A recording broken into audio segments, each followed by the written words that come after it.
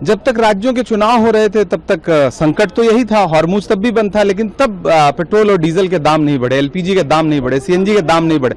लेकिन जैसे ही चुनाव खत्म हुआ, चुनावी खर्च वसूलने के लिए मोदी सरकार ने लगातार पिछले 2 हफ्ते में कितना 10 रुपए के आसपास रेट बढ़ा दिया है, और अभी ये रेट कहां जाकर के रुकेगा इसकी कोई इंतहा नहीं है। कल मीटिंग भी थी पार्लियामेंट्री कमेटी की, उसमें भी कोई संतोषजनक जवाब पेट्रोलियम मिनिस्ट्री की तरफ से नहीं आया है। मैं चूंकि खुद उसका मेंबर हूं, सदस्यों ने सवाल भी उठाए थे और कोई संतोषजनक जवाब नहीं है।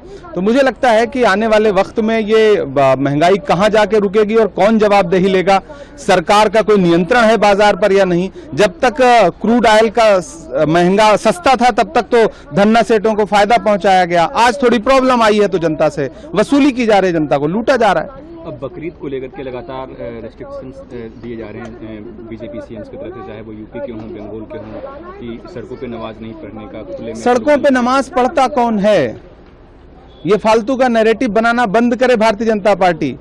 जुमे की नमाज दिन में 1 बजे होती है, 2 बजे होती है, इस तपती दोपहरी में कौन सड़क पे नमाज पढ़ेगा? ये फालतू का नैरेटिव बनाना बंद करिए। कोई नमाज नहीं पढ़ता सड़कों पर, ये झूठा नैरेटिव है। भाजपा अपनी गंदी राजनीति बंद करे। विकास के नाम पर आप क्या कर रहे हो ये बताओ। नमाज नमाज नमाज। शुभेंदु अधिकारी डिटेक्ट, डिलीट और डिपोर्ट का जो पॉलिसी है, ट्रंप का जो पॉलिसी है, वो अपना रहे हैं घुसपैठियों को लेकर के, कैसे देखते हैं? एसआईआर के जरिए कितने घुसपैठी अब तक चिन्हित हुए हैं? पहले उसका डेटा देश के सामने रखें ना। उस पर भी भाजपा सिर्फ और सिर्फ राजनीति करती है। बिहार में एसआईआर हुआ, कितने घुसपैठिए प्राप्त हुए? कोई डेटा है सरकार के पास? खाली चुनावी भाषण देना है। सरकार बन जाने के बाद, चुनाव समाप्त हो जाने के बाद भी भाजपा का हर नेता सिर्फ चुनावी मोड में रहता है।